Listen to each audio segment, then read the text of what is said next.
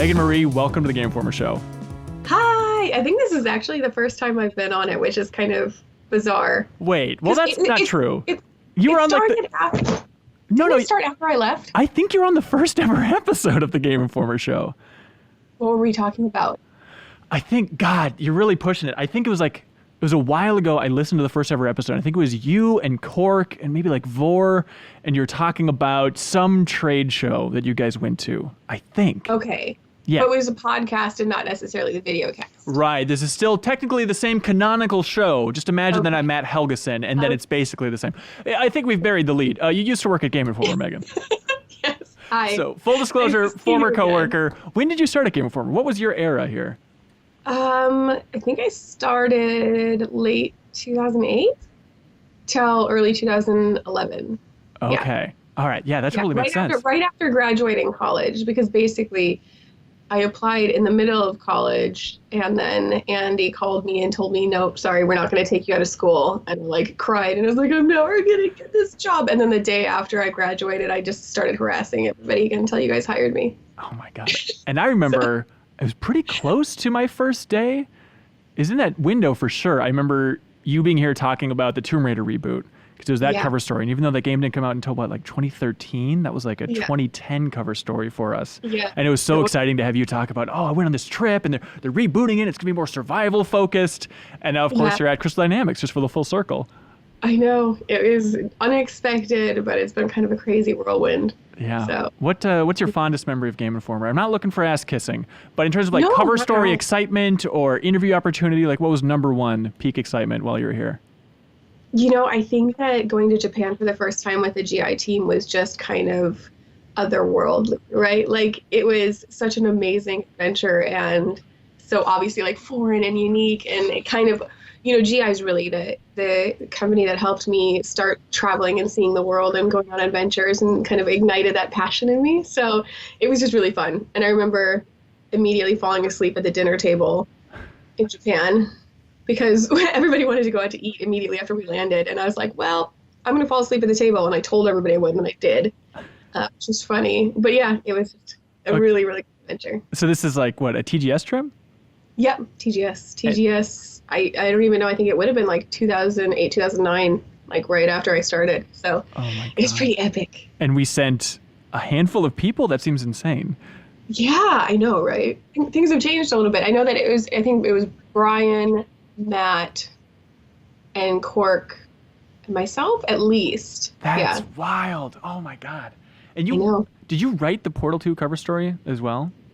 I did, yeah. So that was my first one. My first one. It was very nerve-wracking, but super exciting. Yeah, that must have been so stressful. What stands out from that trip to Valve for Portal 2? I've always been jealous you got to go there. So they actually took us to the cafe where they have the chocolate forest cake, that cake that they make, that inspired the cake from the song and the game, which I thought was funny. I mean, the game was great too. That was all inspirational and exciting. That must have been nice. First cover story trip, oh God, I hope it's a good one. Okay, Portal 2, I can sit back. I'm going to have some stuff to write about for this one. It was really cool. And it was interesting just going to Valve because of, their unique structure and kind of lack of hierarchy and how people choose the teams that they work on. It's just a very, very different dev studio. So it was very cool. I know it was only day and a half, 2 days at the studio. Did you get a good sense just from that visit about how real that is, that lack of structure? You think that's just a nice, easy message to put out there, but hey, we're hippy dippy, come on down, or do you think it's legit? No, I really think it's legit. I mean, they basically were talking about how people, if your interests align with a different project, you can talk to people and start working your way over to that project, and train yourself on stuff if you want to start working in a different area or a different focus. And it really does seem like that's the real deal. It's pretty cool. And now it's a shame that apparently no one within Valve is interested in making a Portal 3. Just no one's bringing their desks over to make that thing happen whatsoever. But look, we're not here to get bummed out. We're here to talk about your new book, Women in Gaming, 100 Professionals of Play. Congratulations, Megan. Thank you. And again, full disclosure, Kim is in this thing, right? Yeah, she provided me a couple of quotes about various topics and so on, which was really exciting. I wanted to make sure that I had a good array of women from the press side quoted in it. So it's very to have her. Do you want to set up the origins of this book, how this whole thing came about? Yeah, so basically, I think it was in November of last year. Prima contacted me. They just sent me an email. They're like, we just wanted to gauge your interest about potentially writing a book about women in gaming. And it was funny because I was out to lunch at the time and I read the email and I was like simultaneously so excited and also devastated because I knew that there was no way that I could say no to this book because, trying to raise awareness of the work that women have done in the gaming in the industry and so on has been so important to me for such a long time. But I also knew that it was going to basically go in parallel with launching Shadow of the Tomb Raider. And I was like, of course. Oh my God, this is going to be a year. So basically they wanted to start a book. They wanted to do a book that was more culture focused. And, they're kind of expanding beyond just guides.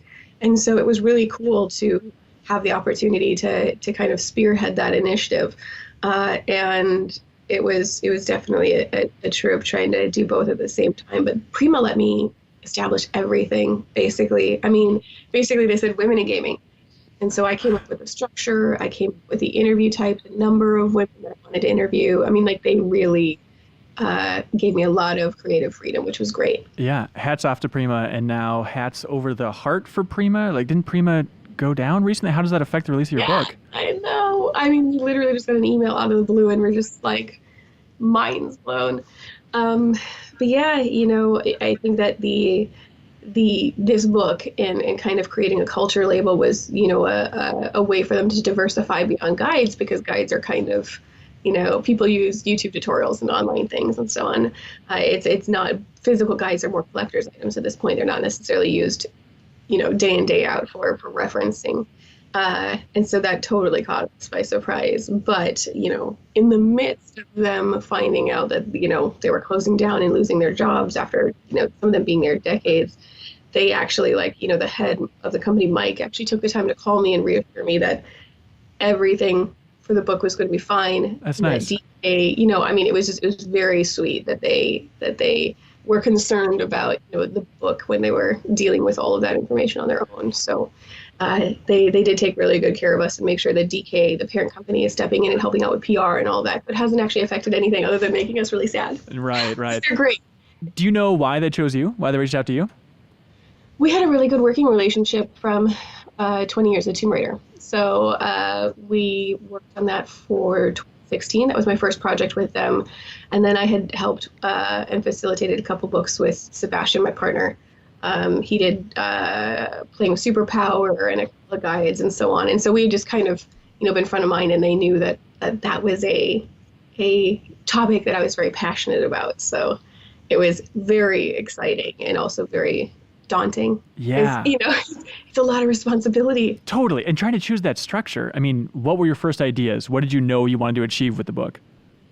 Yeah, so I tried to leave my options open until I had a chance to look at some other sorts of reference materials. So when last holiday, I basically went on Amazon and I think I ordered like 15 books about women in some sort of genre or field or so on. So I was reading women, the history of women in ecology and mountaineering, medicine, and Wild West and stuff like that. And so I looked at those and I tried to figure out what format I thought worked best, and landed on specifically that I thought a numbered assortment, so like 50 or 100 or so on, was a nice presentation. But I had to make sure that it wasn't interpreted as a history, because it's not possible to do a history of all the contributions of women in gaming, because there's too many, which is wonderful.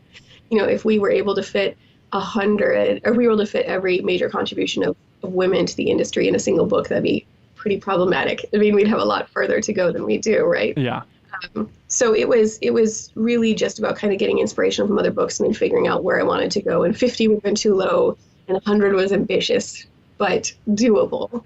You weren't scrambling for that last 10, okay, who else we got? I had a list of 500 to 600 women to start with.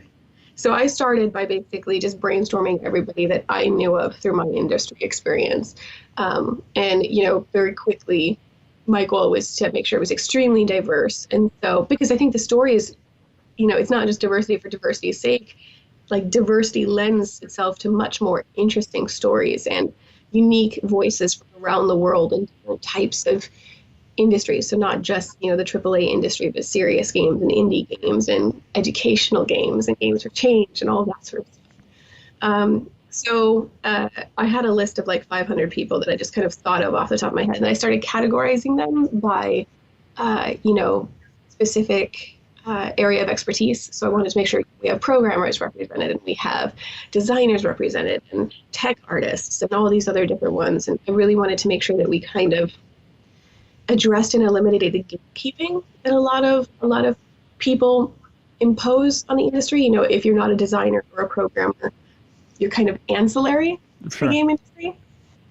So I wanted to have PR and community management and retail buyers and, a GameStop manager running a GameStop store, things like that. Just making sure that we were talking about all of the parts of the system that make games what they are, make the industry what they are. So it was really about looking at that list and then making sure that we had every sort of facet and all the major countries and really interesting things going on around the world. And it was appropriately diverse. Yeah, I love the idea of getting PR in there because they are such an important part for the industry, as I'm sure you know. And just the idea that you never really have an outlet for them to talk about their role, but I think that's a huge avenue. That's really interesting. Who'd you get on the PR front? I got a handful of people in PR, marketing. We got so I was saying buyers, like retail buyers from Best Buy, which was really interesting. I could actually go through like some of the list, which was lengthy. But essentially, what I did is I also worked in, because 100 people was not enough. I was like, I need to find ways to work in more women because I don't want to cut anybody, like I want to make sure that I'm having the opportunity to include as many people as possible. So we did these day in the life of features, which is one of the things that I polled a bunch of the women at Crystal Dynamics early on, and I said, what do you want from a book about women in gaming? And more importantly, what don't you want?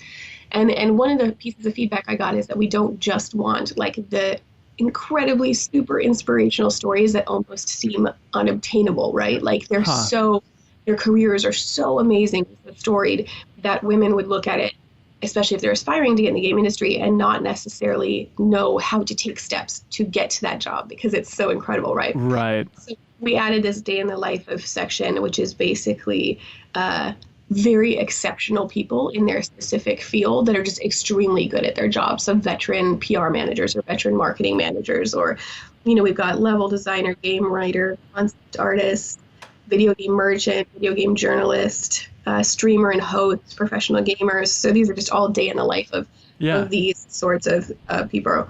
But we got, so Christina Kaiser, she's the one that we did for the day in the life of a PR manager, and she works in Germany. And it was just like really fascinating, like listening to what she does every day. And yeah, I mean, there was a lot of people who worked in PR. How much did you want to focus with the questions on just, tell us about your job, how'd you get in the industry, versus how much you're trying to dive in specifically on like, what's it like to be a woman in this role in this year in the video game industry? Yeah, so that was interesting because another one of the bits of feedback that I got is that we didn't want to focus entirely on, or primarily even on, the challenges, because I think that a lot of the challenges of being women in the industry, they get headline time a little bit more than necessarily the accomplishments, because it's an issue that needs to be addressed. It needs to continue to be addressed. And so we didn't want the challenges to overshadow or to kind of detract from the inspiration of these stories. So this is a very celebratory book, and that's very intentional. We address that in the foreword and from the author that, we're going to touch on the systemic issues. We're going to touch on the issues that we need to work through, but this is really celebrating the careers of these women. So it was, the format that we started with is we essentially sent to everybody that we wanted to participate a survey with the same about 50 questions to just get the structure of their career. So like, where did you start? What did you go to school for? What first interested you? What was like the biggest challenge in your career? What do you think your biggest success is? And then once we had that, I would basically block out the profile in just kind of a general line, and then follow up with additional questions very specific to their career. So it allowed me to just kind of get a lot of that legwork done initially, and then go back in and really refine and dive into things a little deeper. Yeah.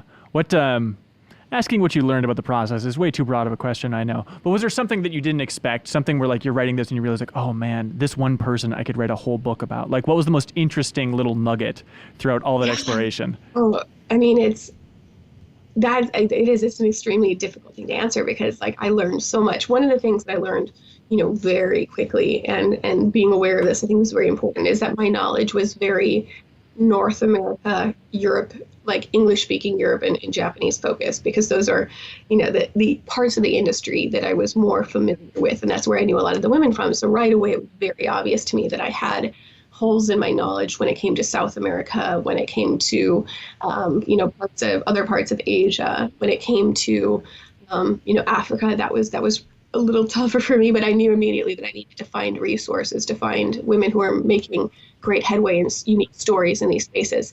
And so I just started digging into those stories, and the ones that we found were just fascinating. The women who were building up, even just, you were like the Caribbean, building up the Caribbean game industry, or doing amazing work throughout South Africa, taking and building these educational arcade cabinets that they put in community centers around South Africa that augment the curriculum, the South African school curriculum. So that kind of stuff was really fascinating.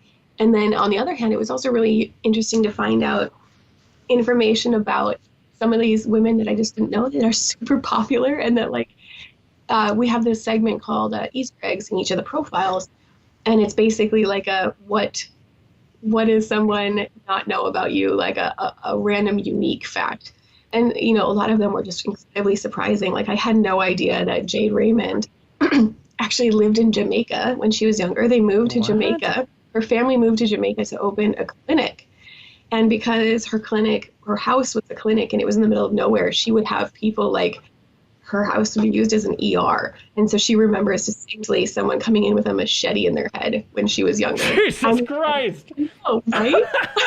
I read that and I was like, what? Like, so crazy. I never would have guessed that. Or like Bonnie Ross was rollerblading buddies with the guy who created Tetris.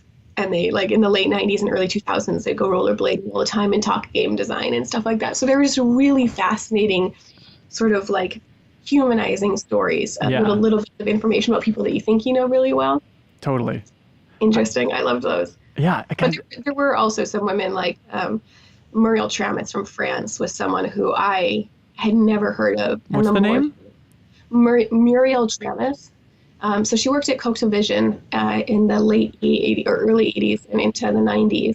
And she was one of the first, this was tough because she wasn't acknowledged at the time. And so I think she actually might have been the first person to ever receive a culture award for a video game. But she was definitely one of the first, if not the first. But she made her first game that she made. She went from the armament industry. So she was working in, creating arms for the French government to making video games. And she created her first game was about her heritage as a French Caribbean woman. And it won a French Culture Award media in like the early 80s. And then she went on to do incredible work. She did games that explored like female sexuality. And then she went on to create an entire curriculum of educational games that were like sold around the world. And this year she got the Legion of Honor Award from France. Wow. So it is the highest ranking award for anybody in civil or military service in all of France. So that's like the Medal of Honor here? Is that what the equivalent would be? I mean, it's a huge accomplishment. Jeez. And like, I didn't know about her. How did I not know about her? So I'm hoping that that this book kind of helps surface more stories like that, no matter where you're located, maybe if you're focused more on your industry, your local industry, hopefully It helps to surface some really cool stories of other women around the world. What did you learn about the industry from the reaction when you reached out? Were people like, oh my God, yes, I'm so eager to help with this book? Like, did you learn just any broad themes about the eagerness of people to get this kind of messaging out there or anything like that? Yeah, it was interesting because there was a lot of women who were just absolutely yes. Like, I'm so excited. I'm honored. Thank you for thinking of me.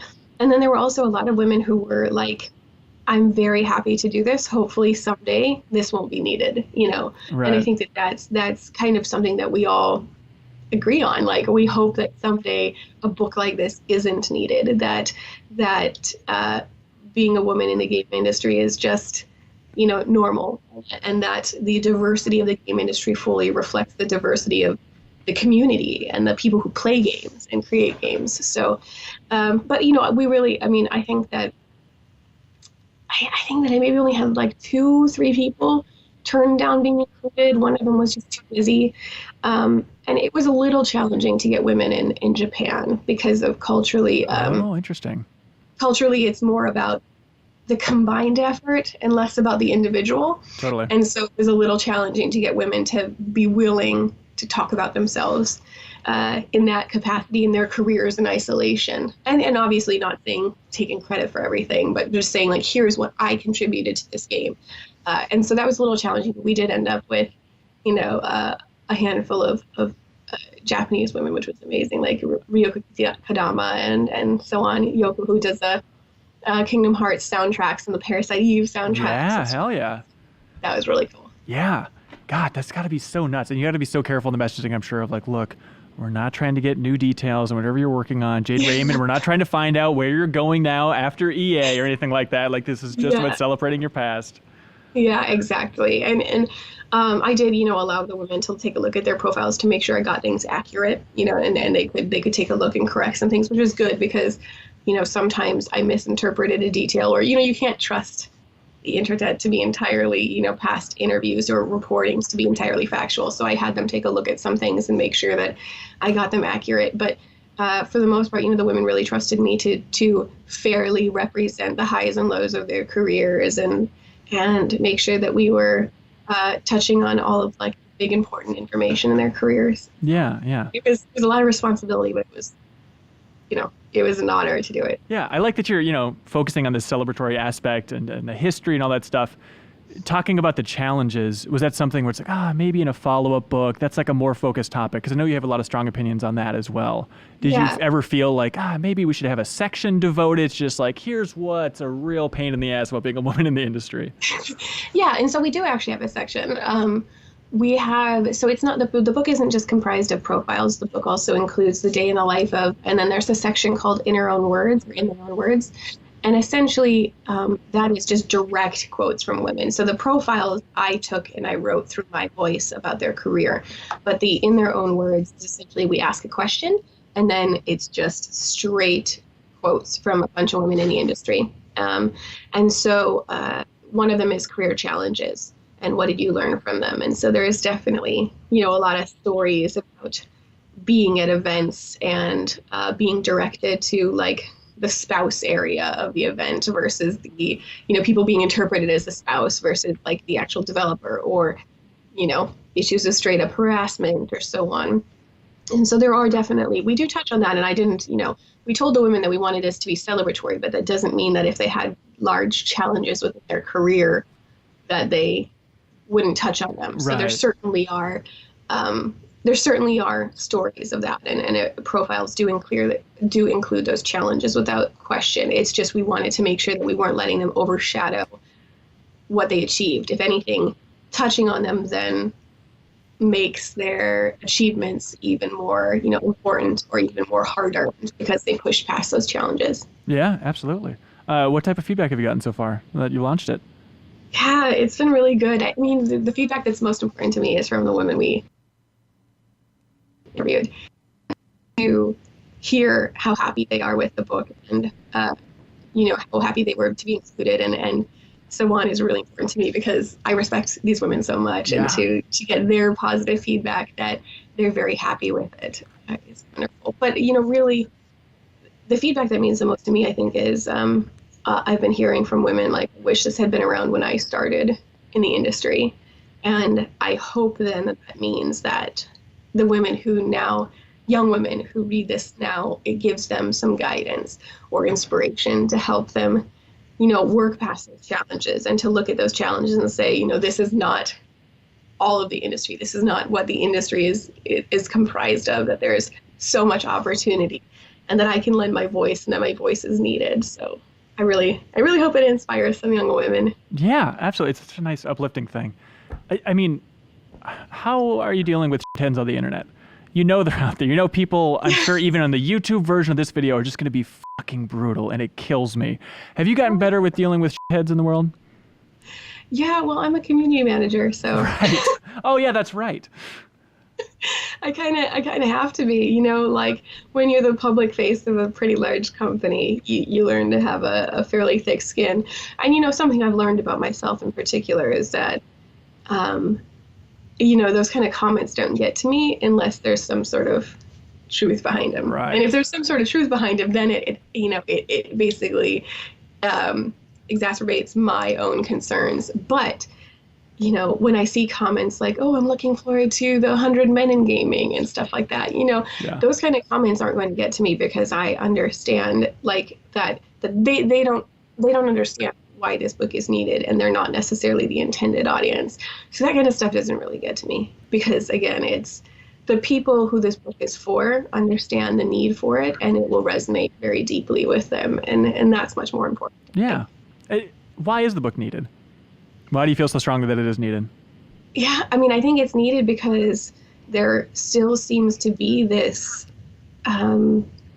this thought that the industry continues to be pretty much has been only male dominated and continues to be an industry for young men or men in general. And I think that a lot of times, even myself having come from game journalism and worked in the industry for over 10 years now, like I wasn't even aware of all of these amazing stories of the women who had contributed early on. Like the first 3 profiles include some of the women from Atari who helped develop the Atari logo and introduced the practice of user research to the entire industry. Right. Like, it was a team of 4 women at Atari who were recognized in 2014 for their work in bringing UR to the entire industry. And so it's a lot of like unsung heroes, like women that weren't necessarily acknowledged or, that their achievements hadn't really been recognized in a large public forum. And so I think that just providing that visibility is so important. And, a lot of times people say you can't be what you can't see. And I don't think that's entirely true, but it is in large part true. If it was totally true, that we wouldn't have people that were kind of trailblazers, the people that were the first to do something.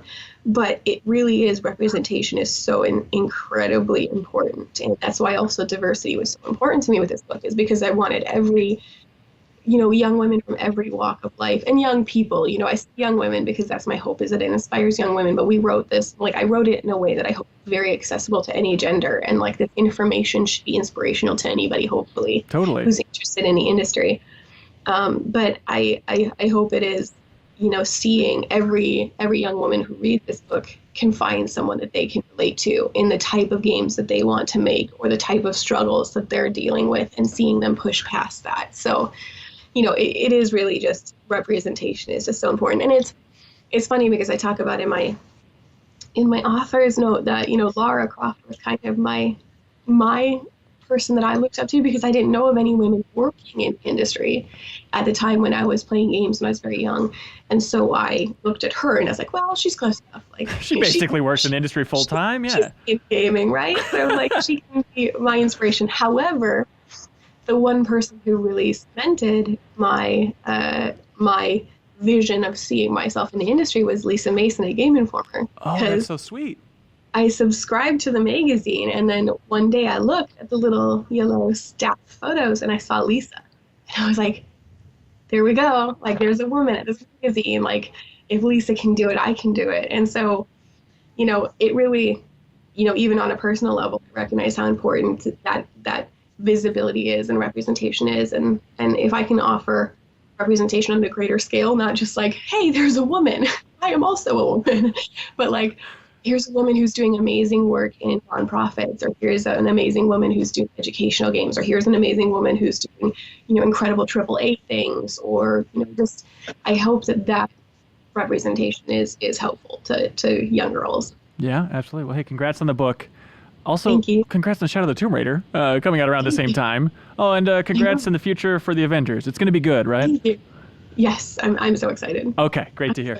Okay. So lots of stuff on the plate right now, but I'm very excited. And because you know the industry so well, I have to ask you this. Outside of all Square products, Game of the Year 2018, what are you going with? Oh, I haven't played many games this year. What the hell, Meagan? You're the expert.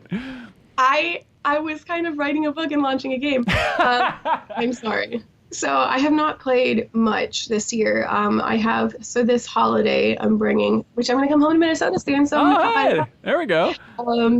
I'm definitely going to bring God of War home so that I can play that. Yeah. I still want to play Hellblade. I need to play, I want to play Detroit and a couple more, but I seriously think I've been playing Fortnite in my free time when I have free time because it's like so quick and I can play a couple of rounds. You're breaking my heart, Meagan. Fortnite over God of War, for the love of Christ, no. I don't have time to play long games right now. All right. No judgment here. If I can play like a 15-minute round of something and like relax, that's what I've been doing. But I am bringing home my consoles and playing a whole bunch of stuff over the holidays. I'm basically just going to turn into a hobbit and try to catch up on all the games we need to. That sounds absolutely perfect. Well, hey, Meagan, congratulations. Women in Gaming, 100 professionals will play. Well done. I look forward to reading it. Thank you. Thanks for having me on. That was just a clip from a larger show called The Game Informer Show. You can find it on iTunes, Google Play, or GameInformer.com. We take the fun opportunities and exclusive information from Game Informer magazine and boil it into a show that airs every Thursday with exclusive cover story information, developer interviews, a lot of fun stuff. So come love games with us.